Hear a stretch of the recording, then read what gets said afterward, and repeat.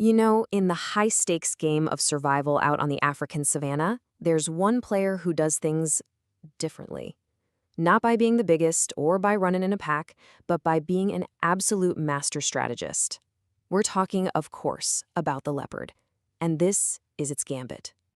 I mean, think about it. You've got lions who have their prides, hyenas moving in these powerful clans, but the leopard, it's a solitary ghost. As the folks at Kruger National Park put it, it's the least social of the big cats, just moving through the landscape, totally unseen and unheard. And that's the big question, isn't it?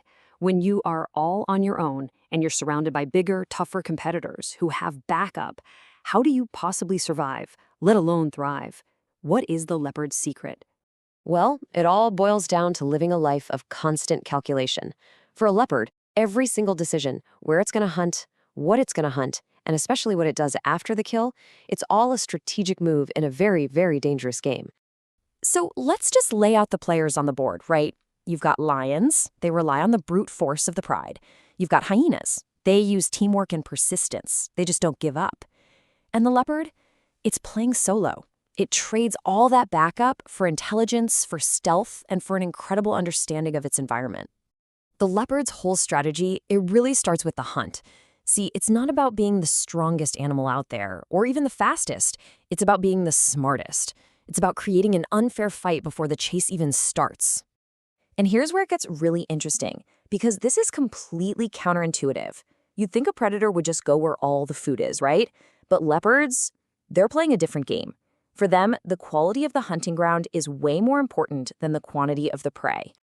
And check this out. This map shows it perfectly. It's from a study in South Africa, and it shows that leopards actively avoid the open grasslands. That's the area labeled GR, even though that's where most of the prey hangs out. Instead, they stick to the dense woodlands, the parts marked MCW and TOW. And why would they do that? Simple. Cover is everything. That thick vegetation lets them get unbelievably close, turning the whole hunt into a lethal game of hide and seek.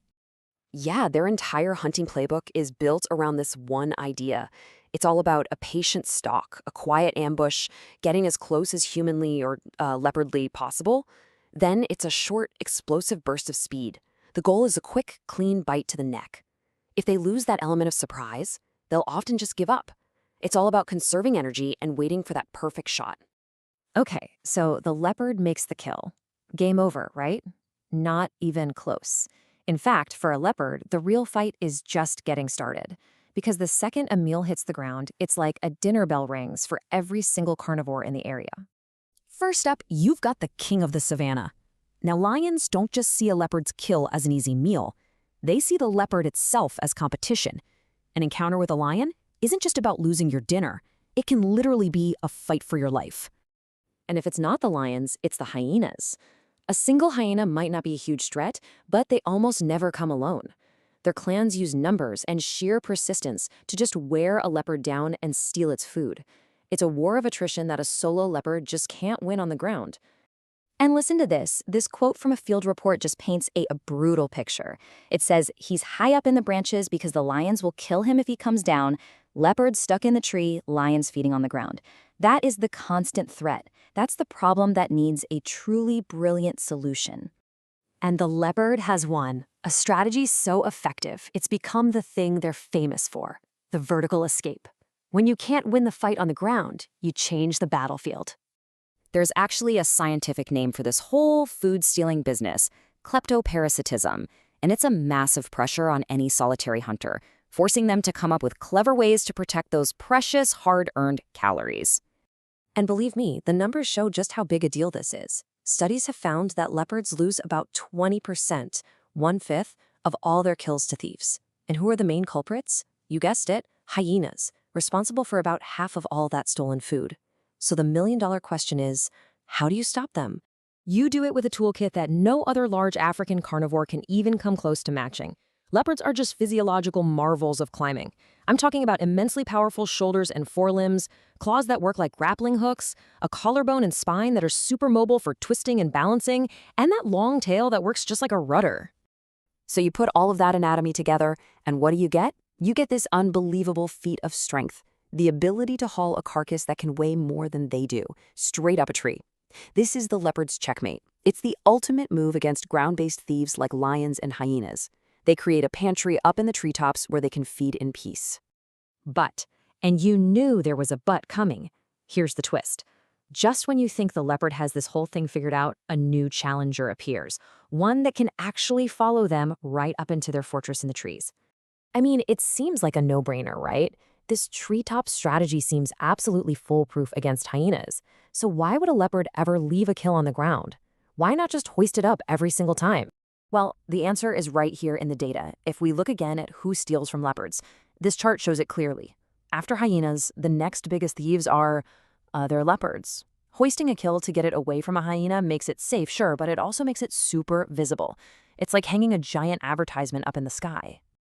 And this creates a whole new problem, especially for the females.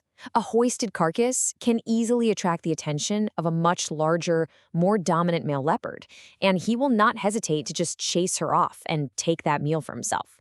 So the very move she makes to protect her food from one enemy basically sends up a flare for another one. And that right there, that reveals the true secret to the leopard's success. It isn't just one brilliant trick. It's not just the ambush. It's not just the climbing. The real key is something much, much deeper. It all comes down to one thing: ultimate adaptability. Leopards thrive pretty much everywhere, from deserts to dense forests. Their diet is insane, over 90 different species, anything from a bug to an antelope. And every single moment, they're making these complex calculations. Is this prey worth the risk? Is it safer to hoist this kill and advertise it to other leopards? Or should I risk leaving it on the ground where hyenas might find it? And all this leaves us with a really fascinating final thought. We so often think of survival as being about specializing, finding that one perfect niche. But the leopard's gambit, it shows us something completely different. Maybe, just maybe, the key to surviving in the long run isn't about being the absolute best at one thing, but about being really, really good at everything.